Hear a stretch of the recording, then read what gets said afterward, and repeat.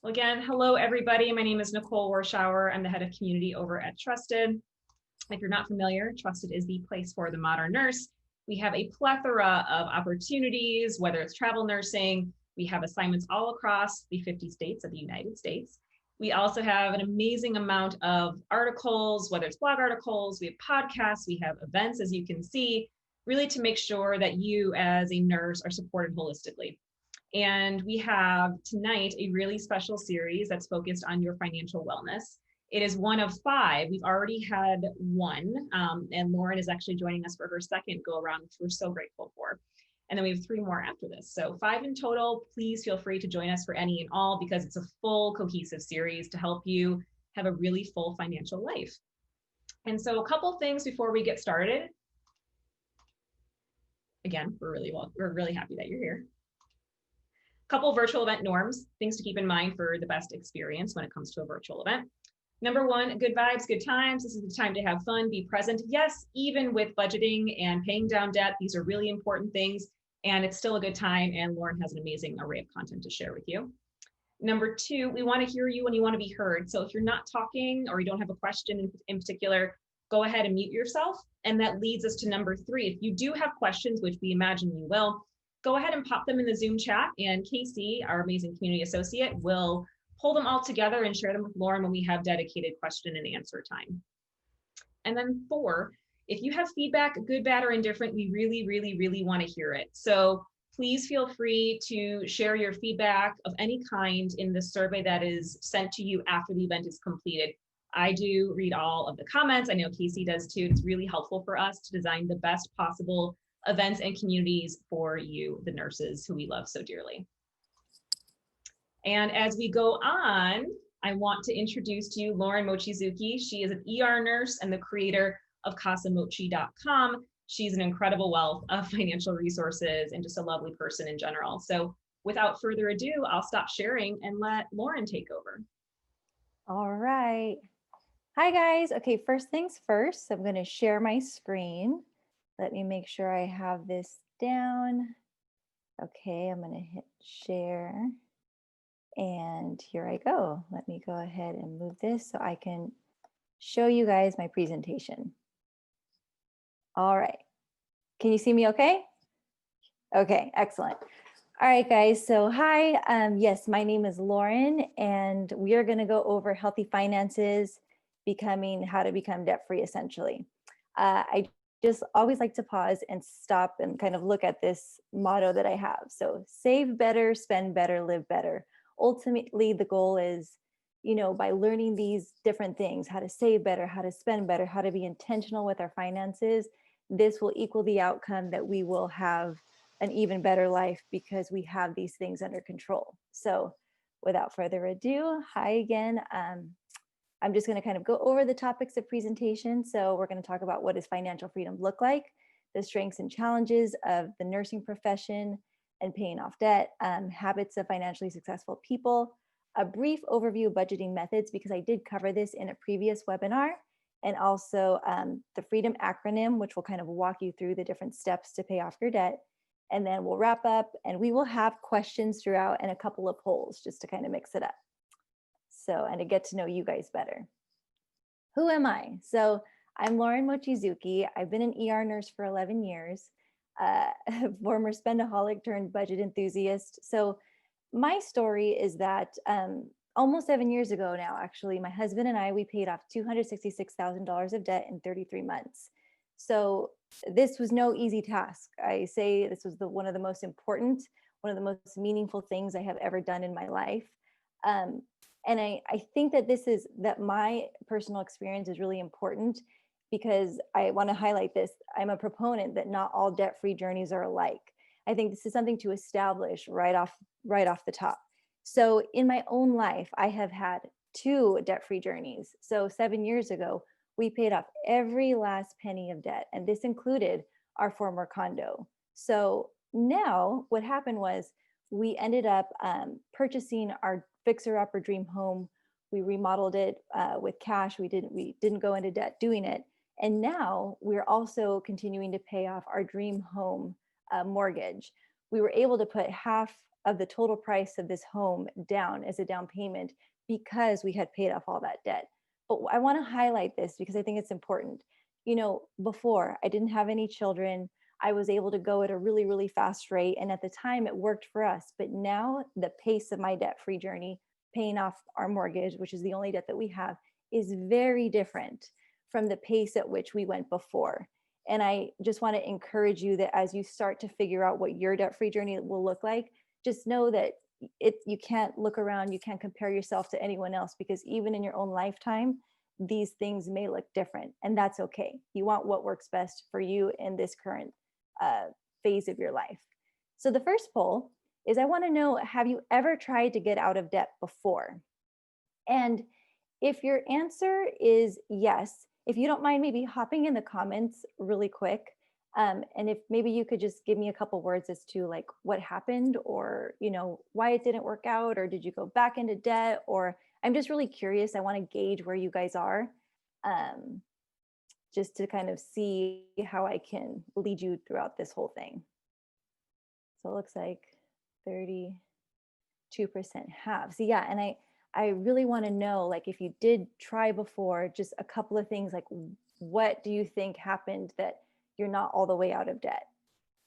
Maybe life happened, unexpected expenses, and just curious. Lauren, can you see the chat, or would you like me to read them out to you? Would you mind reading them out? Yeah, that'd be great. Okay, Even just perfect. like a couple, or yeah. So it looks like, life events happen for a few people. Some simply fell back in, some are still on the journey. Okay. Some just stopped, kind of it fell apart. Mhm. Or went back into debt when they went to school or bought a house. Yes. Fell back into old spending habits. Okay. Consolidated loan, but ended up using credit cards again for various things. 2 schools, 2 degrees. School is so Okay. expensive. Oh, Yeah, so so- expensive. Yeah. Mhm. Okay, cool. Well, awesome. And I totally get it, because, I definitely can relate to many of you. I was out of debt, and then I have just my mortgage now, but it's just life happens, right? All these things that we didn't expect. Okay, I'm going to get rid of that little poll. So what I want you guys to imagine right now is, what does financial freedom look like? And it's going to look something different for everyone. Does it look like you're no longer living paycheck to paycheck? Does it look like you're just in control of your time and your money? Or is it something different altogether? Does it mean that you're paying for a big family trip to, with cash, and you don't have to go into debt, or that you're paying for your kids' college? I think it's really important to hone in on what that looks like for you, because that's going to be your end goal and what's going to kind of keep you moving forward. So, imagine if you didn't need to go to work, a life where you have complete control of your time. So when we had paid off our debt, we did it with the goal that when we had children, I was going to be able to have the option to work, and to work as much or as little as I wanted. So I now work per diem, and it's great because I love my job. I love being an ER nurse.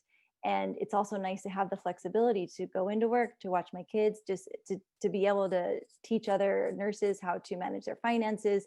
So it gives you a really, really, it empowers you with that freedom of your time. So I really like this quote. So whether you think you can or you think you can't, you're right. And this is really important to emphasize, because I feel like we were just talking earlier before this webinar started, and going into something and taking that first step is really hard, because you're committing to yourself that you're willing to start to change the habits that haven't worked for you before. But when you go into it with that mindset that I can do it, then a lot of times, if you tell yourself you can, then you will. If you tell yourself you can't, then you won't. I mean, it's interesting how going into it with a certain mentality just changes the whole situation. So I thought this was really interesting. So an article by Forbes shows that 78% of workers live paycheck to paycheck, and this includes nurses. Now, I want to establish that this webinar is free of any shame, free of any guilt, because I mean, this was me. Like I lived paycheck to paycheck. I didn't really have a long-term plan. I remember before I even got married, I had a lot of debt. I couldn't even tell you how much debt that I had. And I was dependent on that paycheck coming in to pay my bills every other week. So I just thought that was interesting, because having the nursing profession, we have a lot of strengths with that. So one, we have job security. Although I do want to emphasize the importance of having an emergency fund, because I wrote an article for Trusted Health, a few months ago, just about how it's important that we establish things or safety nets, such as an emergency fund, because some of us were out of work. Some of us weren't getting our hours a few months ago. And as nurses, we never thought that that would happen. So I just think that it's important to have a safety net in place. So, but for the most part, we have job security. We have income on our side that can help us to fulfill these goals. And we have flexibility. We have a lot of times we can make the opportunity to pick up an extra job, to pick up an extra shift. We have the, overtime, we have differentials, we have a lot of things that we can use for our advantage when paying off debt. So I just want to emphasize, this is the median salary, not the average, but of a registered nurse in 2018 was $71,730. This is according to usnews.com. I know that there's a lot of factors that play into this, right? Whether you're part-time, whether you're full-time, what state you're in, a lot of things come into play. But this is just something, interesting to look at. This shows what we are capable of. So using that median salary, I just kind of wanted to go through a couple of things, because we start nursing at different ages. We're all different. When I was in nursing school, 12, 13 years ago, I had a mom, I think she was like 45 years old, So let's just look at the different things here. So a 10-year career, you would make $717,000. Over a 20-year career, you would make $1,434. 30 years, $2 million. So I don't know if you guys have ever heard that there's a quote that says, it's not how much money you make, but it's how much money you keep. So in this case, though, we can clearly see that we have the ability to generate lots of revenue, and this can greatly work towards, paying off this debt. And so what we need to figure out, though, is what is that plan to keep the money and to use it for our advantage. So that way, ultimately, we will end up having control of our time and our finances. So challenges of the nursing profession: student loan debt, lifestyle, credit card debt, all kinds of debt. Like I know that debt is not unique only to our profession, but I've been a nurse for almost 12 years now. And so I know the problems that we have. And a lot of them are similar, whether it's mortgage, whether it's car debt. And then there's the lifestyle. Like I remember when I was working in the hospital before I was a nurse as a tech, I was living as if I was a nurse. Like I was buying things as if I was a nurse. I was already counting on making extra money and spending all this money I didn't even have yet. So I think these are just things to be aware of as you start to tackle your debt, because when you're aware of it, then how exactly what you need to focus on. So habits of financially successful people: consistency is key. They keep promises they make to themselves. They spend less than they make, which is always important. If you're not spending less than you make, I would start right there. They don't try to keep up with the Joneses. They budget routinely. They practice gratitude, and they plan for emergencies. I do want to just mention, I went into detail about budgeting on the previous webinar that I did with Trusted Health. So if you haven't seen it, you could just YouTube or do a little YouTube search for Trusted Health, and then look up the last webinar that I did, and that will give you some background. Because I went into detail about this, the different types of budgeting methods. So, you have the 50-30-20. And I feel like this method is very difficult, because what it's insinuating is that, 50% of your income goes to needs, 30% goes to wants, 20% goes to savings. And while I think that 20% going to savings is absolutely wonderful, I do want to say that it's hard to fit everyone in a one box. We're all so different. Some of us have kids, some of us don't. So that's my least favorite. The envelope system, you can use envelopes, and what you could do is you could withdraw money for certain categories that may be a problem for you. For example, let's say you're always going over on groceries. You withdraw your allotted budget category amount, which is $500, And once you're done with that $500, once you've spent all that cash, you're done. You know, when you have a card and you're swiping, it's easier to keep going and run over your budget. But when you have cash, it's much more finite. You know, when you're done, you're done. Zero-based budget. This is my absolute favorite because I know that it provides the utmost absolute financial clarity when it comes to your finances. Many nurses say, you know, they know that they make good money, but where does it go? So unless you assign every single dollar a job or to a budget category, you won't know the categories that you need to work on. You won't know where you can cut expenses. So I highly recommend going on a zero-based budget. And like I said, you can look at my last webinar for more details on that. So, so far, if anyone has any questions, feel free to ask them. We already have one question, so we can start off with that.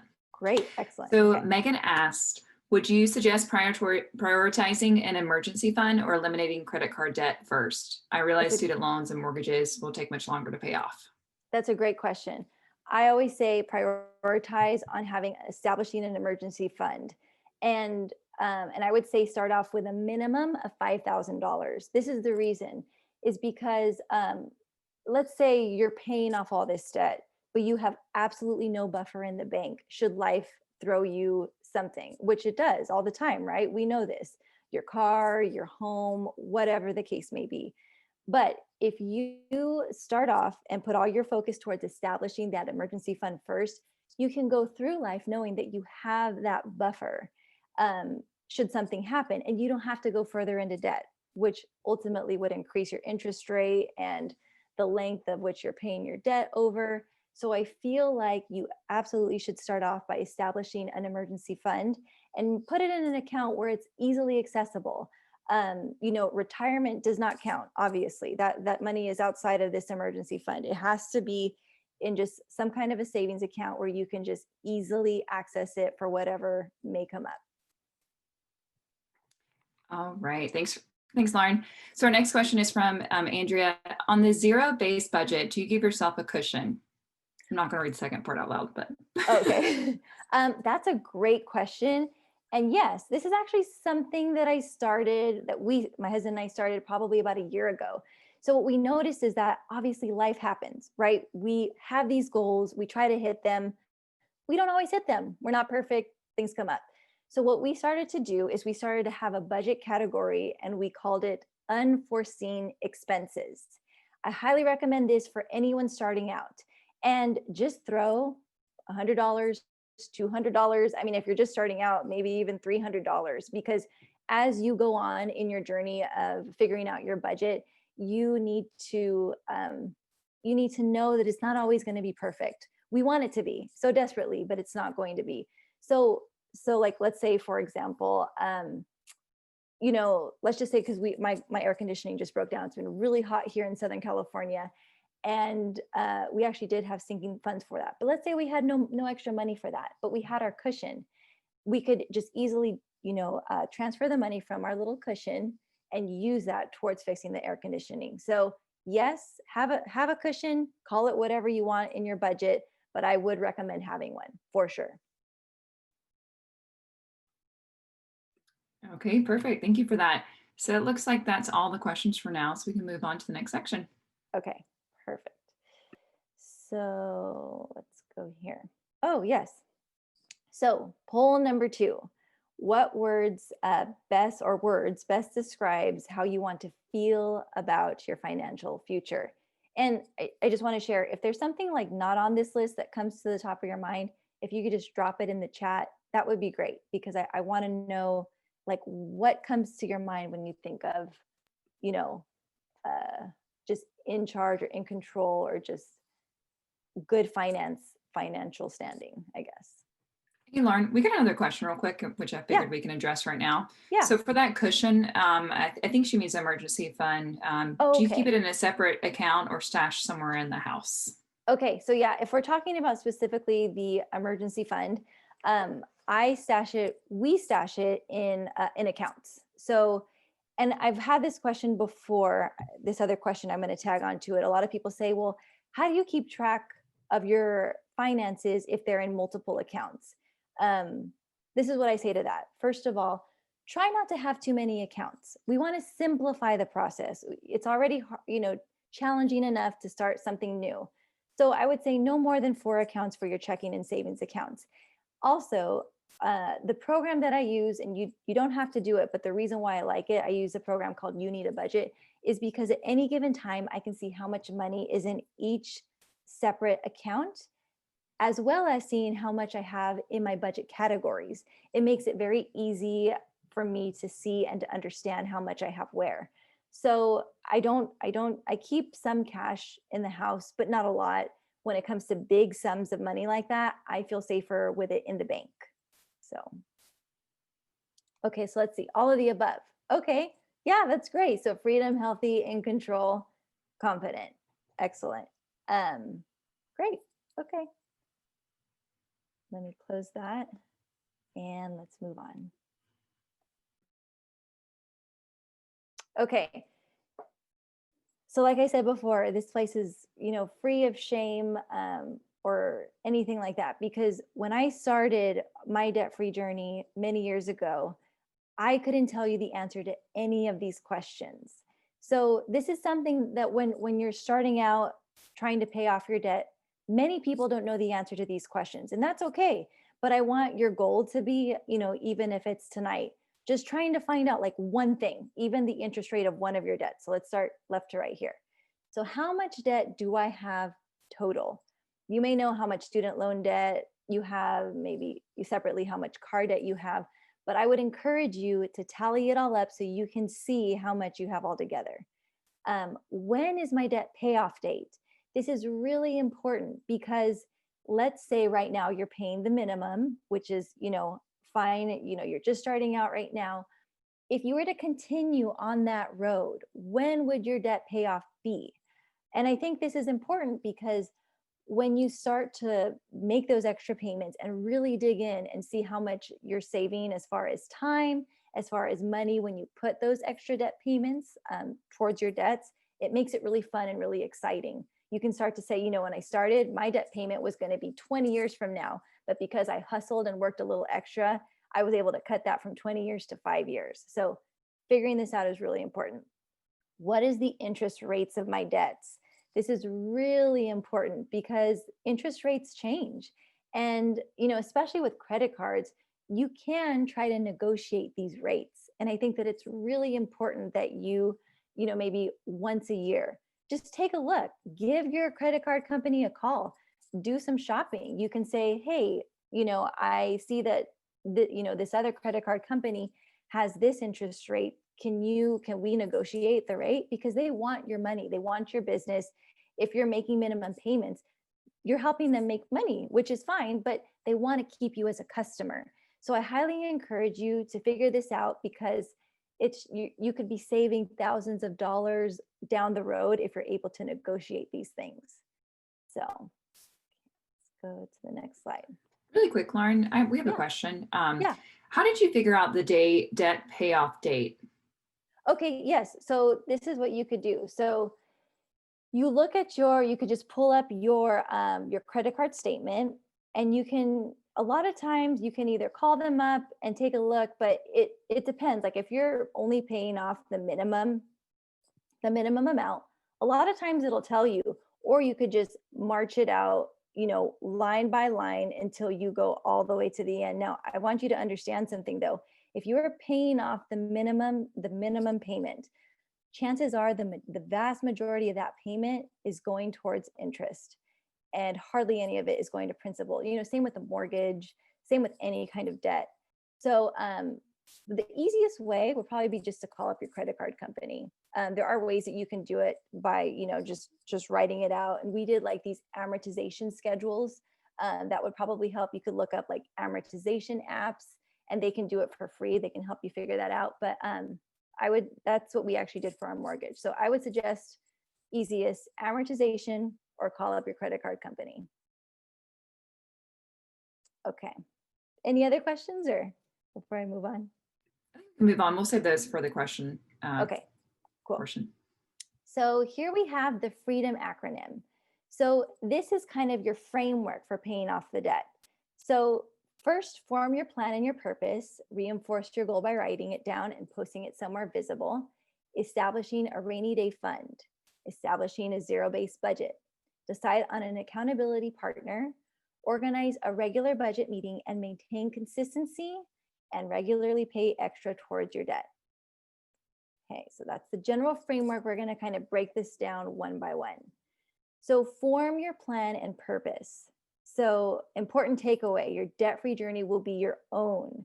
Create a plan that you will stick with and don't compare yourself to anyone else. So as you know, there's so many different ways that you can tackle your debt and so many different kinds of methods and all this. But you know, what may work for one person, like rice and beans, you know, when we were paying off our debt the first time, it was very extreme. We were very, very, very frugal. That wouldn't work for us now. And I don't want you to have to conform to anything that you feel like sounds good. I want you to make the plan that you will do and that you will actually sustain. Because I've said this before, if not, you are setting yourself up for failure. And we don't want that. We want you to enjoy this journey and not compare yourself to anyone else. The important thing, though, about establishing your purpose, and I think this is important, is because anything new can be challenging. We know, like, we're nurses, right? We all sat for the boards. We all went through nursing school. That was really challenging, but we rose up to the occasion. We did it. And I think that when times got hard, especially like I could speak for myself, when I was studying for the boards 8 hours a day, I had to think back, like, why am I doing this? This is so hard right now. And I think that when you are dealing with your finances, you absolutely have to figure out your purpose. Is it so I can work less? Is it just so I can retire early or on time? And they say that goals that are written down are 42% more likely to be achieved. So I believe that if you were to write it down, just to look at it and just to have it serve as a reminder, I think that's really important for when times get tough. So reinforce your goal by writing it down and post it somewhere visible. So I just addressed this. According to a study, you know, by the Dominican University in California, goals that are written down are 42% more likely to happen.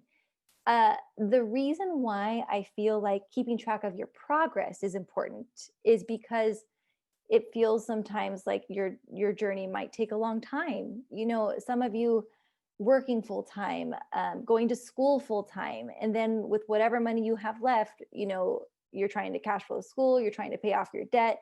But if you can actually see your progress and remember that you are actually making steps, even if they're baby ones, this is really important. You won't feel like you're in the hamster wheel, you know, not going anywhere. You'll be able to see where you're going and where you want to be.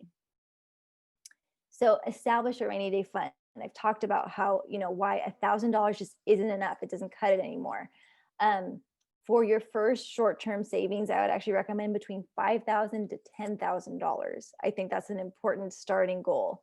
It's a lot of money. And I feel like, yes, that would take potentially a considerable amount of time, but at least, you know, if you have $5,000, that if there's a month where your shifts are short or where, I don't know, maybe if you're a traveler, if you're out of a job, you know that at least you have something that will help get you through a few weeks, hopefully a month, until you can get yourself back on your feet. And sinking funds are really important as you develop your budget, because this gives you that built-in cushion for foreseeable, you know, things like if your car breaks down, if something happens with your home, you have little built-in emergency funds to help you along the way. So we talked about establishing a zero-based budget, and I highly recommend watching that video because I go into a lot of detail about it. But this is really important when you're trying to figure out the transparency and how to find where you can cut expenses in your budget. Okay, I'm going to spend a little time on deciding on accountability partner. So someone you trust, respect, and who won't enable you. I use an example. I run sometimes at 5:15 in the morning. I don't ever run by myself. I run with a friend. And the reason that is because if the alarm were just to go off at 5:15, I'd probably just hit snooze and go back to sleep. Like, no one else is counting on me. But if I know that my friend's there waiting for me, she's depending on me, I know that She will be disappointed if I don't show up. I think that having an accountability partner is really important. I want to say the statistic was something like 60 to 90% more likely that you will get a goal accomplished if you have an accountability partner, because you need someone to spur you on, someone to encourage you, and someone to maybe even walk alongside you as they're doing the same thing, or maybe someone who's gone before you and done it. Okay. Any questions at this time?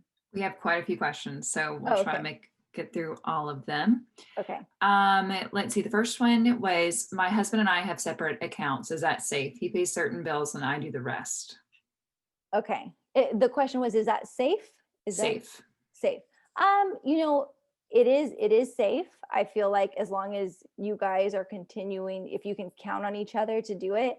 I personally like to have complete financial transparency, because if you do establish a budget, there really is no sense to keep separate accounts at that point, because you're making decisions together on your money. And, you know, especially if it comes to, you know, a partner that's serious or a spouse, I really feel like having complete, it doesn't have to be complete. Obviously, there's going to be times when you don't agree on finances, but one of the biggest source of arguments in couples is money. So, and I think a way to eliminate that is when you combine your finances, when you make financial decisions together. I think that that's really helpful. So as far as it being safe, I do think it's safe.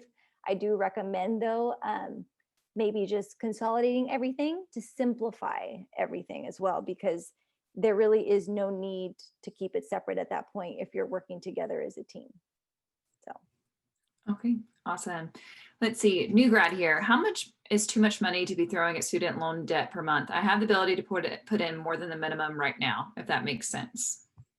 Okay, so how much is too much? Well, girl, I mean, I feel like if you have established your emergency fund and if you have extra money, what we did at one point, we were living off of 33% of our total income. Everything else was going towards our debt. So if you want to get this done, and if you are in a position to do so, I highly recommend you putting as much as you can towards your debt, because the faster you get rid of that, the more money in interest you're going to save, and the more time you're going to save, because you won't be spending that time paying off your debt.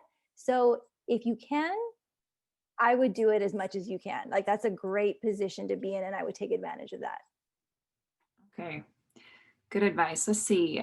What is a good amount to contribute to IRA while paying off debt? Is it best to pay down the debt first, then increase the percentage that is put towards the IRA? Okay, that's a really, really good question. So here's the thing. I love free money, right? I'm sure we all do. And what I would do is, if you are still paying off your debt, I would at the minimum take advantage of your employer match.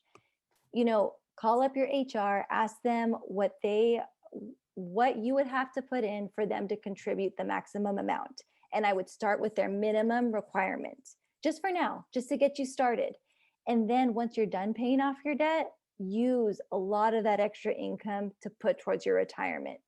But the thing is you can use that kind of as an incentive to hurry up and pay off your debt. Like I said, though, you can pay it off at whatever rate that you want, but I would be really bummed if I looked back retrospectively at missing out on that money that they would have matched for free. That would kill me. So I would take advantage of that. And then once you're done with the debt, then you have all this extra income that you can put towards your retirement. And at that point, I would go like gangbusters. I would do 10%, 20%. It depends when you want to retire. But at the minimum, I would do 10%. But if you want to retire early or on time, 20% is more like what you're looking at to have a really good, solid retirement account. Just one last thing about that. If you're not sure like where to start or how much money you need for retirement, I would go to Vanguard's free. They have a retirement calculator. Just Google Vanguard retirement, and I would plug in some numbers, and it will give you some clarity as far as how much you need and how much you need to be saving. But just know that, you know, I think that it's a good idea to pay off that debt first before going all in with your retirement. Okay, perfect. I think we have time for a few more, or a couple more. I just want to clarify one thing. Is the rainy day the same thing as emergency funds, and what are sinkable funds? I think a few people had questions about that. Oh yeah. Okay. So yes, I use the word rainy day and emergency interchangeably. So they are the same thing. It's basically just money set aside for whatever life may throw at you. You lose your job, you have a car payment, or something happens to your car, something happens to your home. That's the money there, just sitting, waiting for you to be used for that. Sinking funds are a separate thing. Sinking funds are as you develop your budget and you have all these different budget categories. The way that I would describe sinking funds is like if I have a little bit extra in a certain month, and I know that eventually my car is going to need to be maintained, I'm going to put a little bit extra into my car maintenance budget category, or maybe even into my home maintenance budget category. And over time, you develop almost mini savings accounts within your own budget. It's kind of going from like a reactive way of budgeting and handling your finances to a proactive way.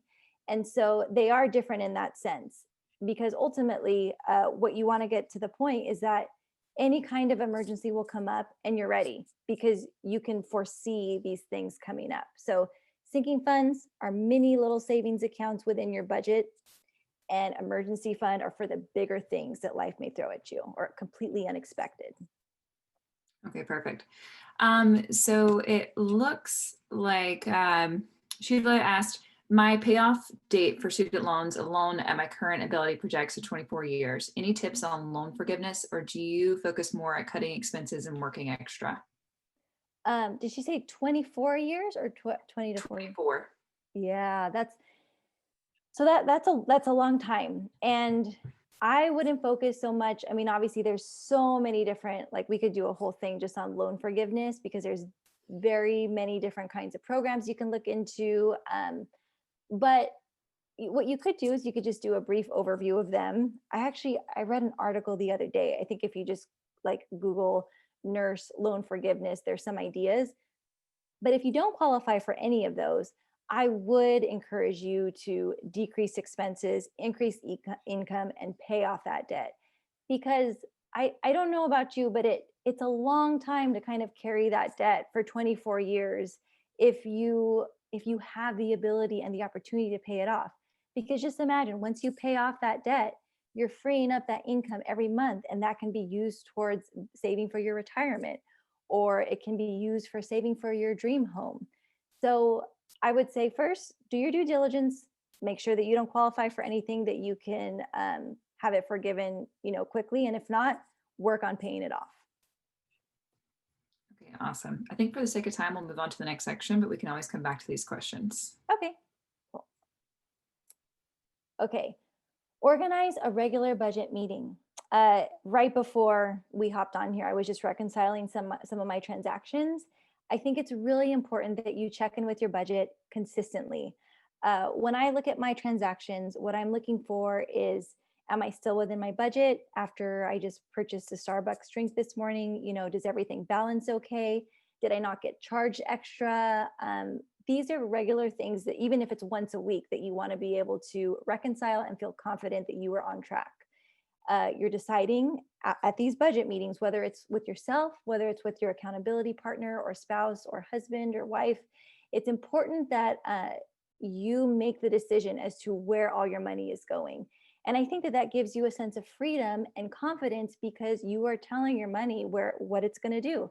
Let's say, we know that Thanksgiving is coming up in a couple of months and you want to be able to host your family. So perhaps you want to start a Thanksgiving fund, put some money in there now and put some money in there until November comes around. And you can feel confident that when November comes around, you're not scrambling and you don't feel, there's just a feeling that you get stressed, anxious when you don't have the funds to cover something that's meaningful to you.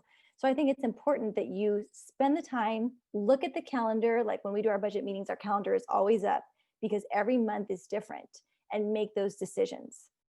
Okay, so this might seem silly, but have some kind of celebration or ritual at the end of each meeting.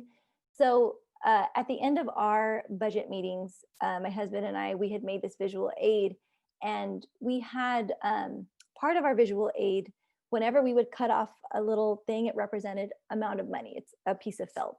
And it meant that we paid off a certain amount of debt. And so what we would do every month is we would take a picture of what month it was. We would take a picture of how much money we had paid off. We wrote it down. And we did that for every single month that we were during our debt-free journey, even if we weren't able to put anything towards our debt, which there were some months like that. And at the end of it all, I actually turned it into a book and gave it to my husband as a gift. And it's really nice to be able to look back now and look at all that we've gone through. But I think that there's a lot of value in that because you're recognizing what you've done. And you are saying to yourself, you know, even if I wasn't able to put anything towards my debt, I showed up today, I made these decisions, and I'm willing to go forward with that, and I'm okay with that. So whatever that may, it may look different for you. Maybe you just want to have a piece of chocolate at the end of the day. I don't know, but I would just make it a point to do something to celebrate that you've come this far. So maintain consistency and regularly pay extra towards your debt. Don't compare your journey to someone else's. So this is really going to be really important. So decreasing expenses. You can't do this until you have established your budget or started at least tracking your finances. I was very alarmed when I figured out how much money I was spending on dining out because I couldn't believe that I could have been using that money to pay off my debt instead. And you think about those sacrifices that you can make or the subscriptions that you're not using, and it can be easy to figure out where you can decrease your expenses once you know where your money is actually going. Increasing income. I feel like this is something that the nursing profession, we have on our side. We have the ability to work extra, to pick up side jobs. It doesn't even, I mean, sure, it can be nursing. Maybe you can figure out like a home health nurse job. I mean, I don't know. We have so much flexibility in our profession that I want you to be able to feel confident that you can use that in a way that it will fit into your lifestyle and help you pay off your debt.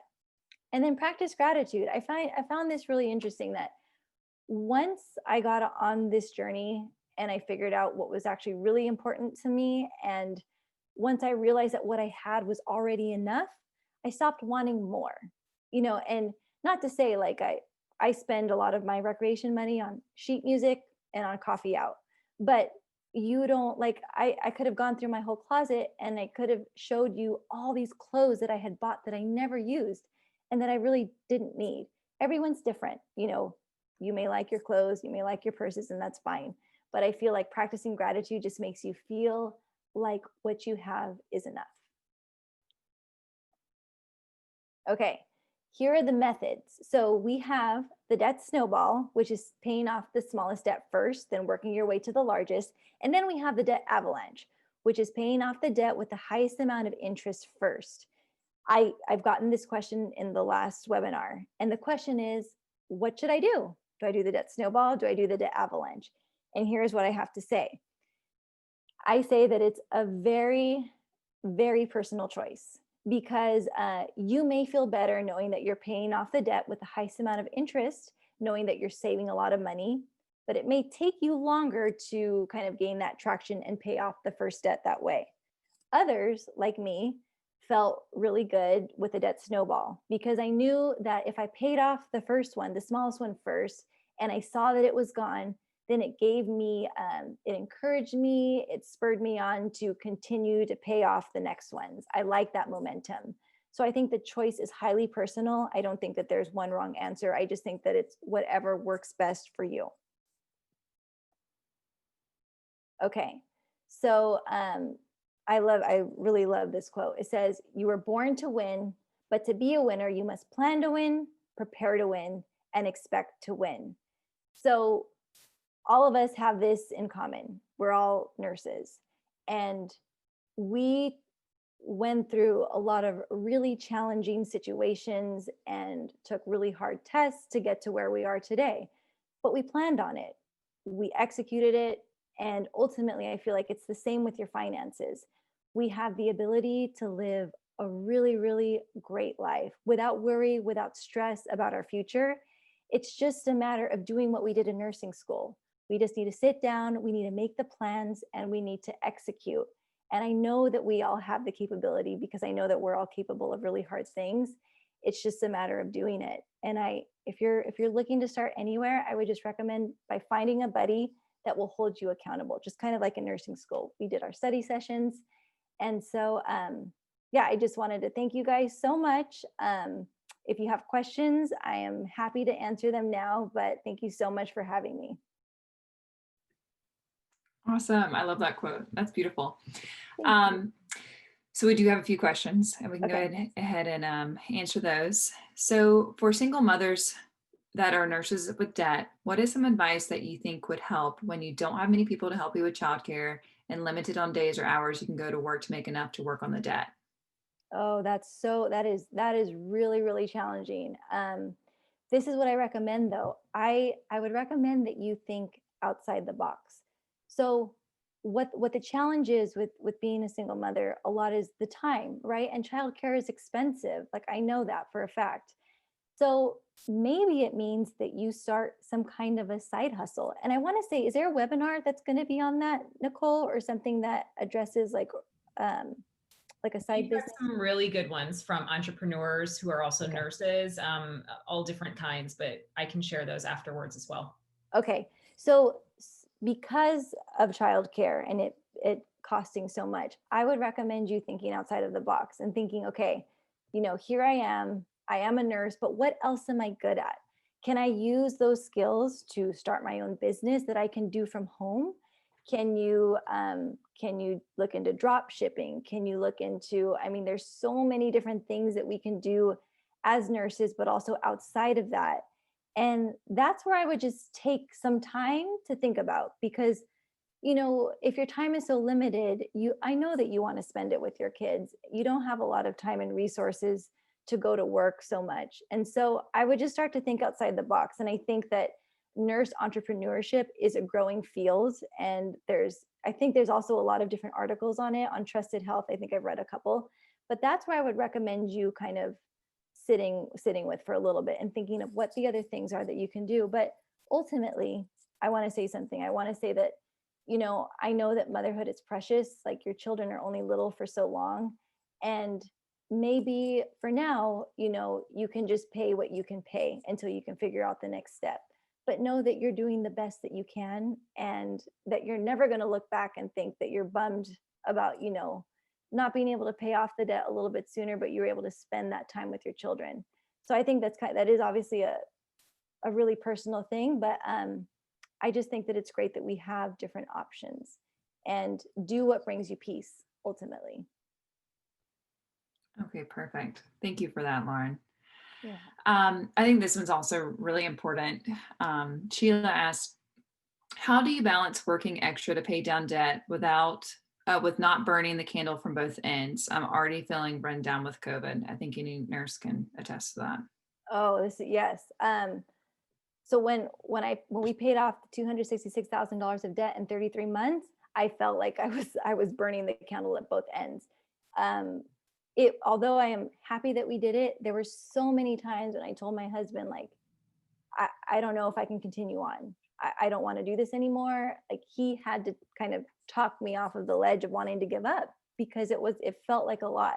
And this is what I found that helps is schedule certain things in your calendars or certain vacations, incentives, goals, that when you reach a certain point, go out and celebrate, go out and do something, take a week off of work, whether it's just a staycation or, go take a camping trip, or I don't know what you like particularly, but I think it's important as part of your, your monthly rituals to schedule those things in for yourself. Because if you don't, it's really easy just to want to stop. Like it's not fun, it's not enjoyable. I know that feeling. I know it personally. And we did schedule trips, but I wish that we would have maybe done a little bit more. And I wouldn't feel guilty about it, because these are incentives that you're using to keep you going in the right direction. So I would say feel free and don't feel guilty to schedule these things, accordingly. Okay, perfect. So Jennifer asked, is the emergency fund 6 months of expenses, and then after that you start paying off debt and investing in retirement? So the smallest emergency fund that you're going to start, the minimum of $5,000 to $10,000, that's just your short-term savings. Then what you're going to do is you're going to pay off your debt. And then you can start to, with that extra money, you're going to start to really save. You're going to not only save for retirement, but you're also going to save for your bigger emergency fund. Let's say you have some kind of a serious work injury and you can't work for several months. So that's when you want to start to save. But I think once you clear the burden of your debt, then you can focus on the big amount of savings. So I would wait until you have paid off your debt and then save for the big one. For 6 months. Ashley asked, which type of savings accounts are best while paying off debt? Okay. The best kinds are the ones where you have to pay no fees for. There's a lot of different options out there. Credit unions are a great start. And a lot of times your work will offer you some really good accounts. But I would go through your accounts and make sure that you're not paying any fees for anything, for transfer fees, for a monthly, checking or savings fee. These things should be free because they're making, the bank is making money off of your money just sitting there. So I think it's really important to not be necessarily chasing the highest interest rate, but just to make sure that you're not paying a monthly fee over and over time, because that will just increase.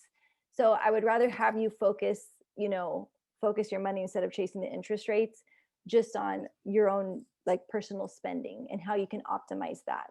But credit unions are a really, really great place to start. Okay, perfect. Jessica asked, any recommendations for credit card companies while paying off debt? Ooh, for a credit card company while paying off debt. Well, I personally love cashback. I mean, I think those are really great. I know Costco offers some really good cashback programs. I know Chase offers some really good cashback. I happen to use Chase. I really love it. I feel like anyone where you don't have to pay an annual fee, or you can negotiate waiving it, but another one that also offers cash back, I think those are the best ones. I use Chase. That's my personal preference. And I would say Costco too. Okay, perfect. Now let me see. I think I don't want to miss one. Do you have a savings account for each category of items you save for in your bank account? How many is too many? So we have a total of, we have 2 checkings accounts and we have 2 savings accounts. You could even simplify it to 1 and 1 if you wanted, just one of each. I don't recommend having a separate account per sinking funds because it's too much. And I think it starts to get kind of out of control and hard to manage that way. So what I would recommend is deciding on between 2 to 4 accounts total that you want to put your money in, and figuring out a good system that you want to do it. Again, like I said, I use YNAB, but I like that one just because I can see at the live real time how much I have in each account and also how much I have in each budget category. But if you just want to do like a pen and paper, then I would say just do 2 accounts total, 1 checking and 1 savings. Just make your life simple. Like, you're already going through enough changes and challenges by starting off this journey. I just think that simplifying everything as much as you can is one of the best things you can do to make this all sustainable. Okay, awesome. These are such good tips. Paula also asked, what is a safe, bigger emergency fund? What is a safe, bigger emergency fund? Yes. Yeah, I would say so 6 months of your expenses. So the cool thing is, like, after you've been budgeting for a while, I always say give yourself grace. It takes like 3 to 6 months, more like 6 months to really get the hang of it. But you will have some data now. You will be able to see about how much you're spending each month, or at least take a collective average. So what I would do is I would take the average of that and then multiply that by 6. And that is how much you want to save for your 6-month emergency fund. Because you know that at least if something really big and detrimental were to happen, you wouldn't have to go to work or worry about finding a job for 6 months. And everything will go on like clockwork. Your mortgage would get paid, or your rent, you could pay your car payment, whatever. So I think that calculating that for yourself, your own individual budget, is really, really helpful and necessary. Okay, awesome. Well, I think that's the majority of the questions. And if I missed your question, I sincerely apologize. I know that Mark, you asked about when working as a traveler, how do you maximize your tax return? We did a webinar specifically on travel nurse taxes that might be super helpful for you. I know Nicole put it in the chat, but do you have any insight on that, I Lauren? don't. Okay. That, I have to say that I pay for my taxes to be done every year because it's really important for me to make sure, like, I'm not a tax expert, but and we check in with our tax person throughout the year whenever I have questions. But I think it's important obviously to maximize that, because you want to be able to take whatever deductions or figure that out. That's not my area of expertise, but that is definitely why I hire someone. And I think it's well worth the money to have someone manage that for me, especially with, businesses, or if you have multiple jobs. And yeah. Absolutely. So, well, Nicole just shared it, but Elle asked, what is the YouTube channel to see past webinars? If you just Google Trusted Health search Trusted Health on YouTube, or use a link below, you can see all of our past webinars. We've done some on remote nursing jobs, travel nurse taxes.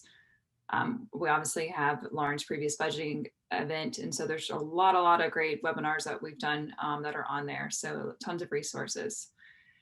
Well, Lauren, I just wanted to say, I don't know if you've had a chance to go look in the chat yourself, but there were tons of thank yous. Oh, Yes, you really did an awesome job. This is such a wonderful presentation. And I definitely learned a thank lot tonight. you. So sincerely, thank you.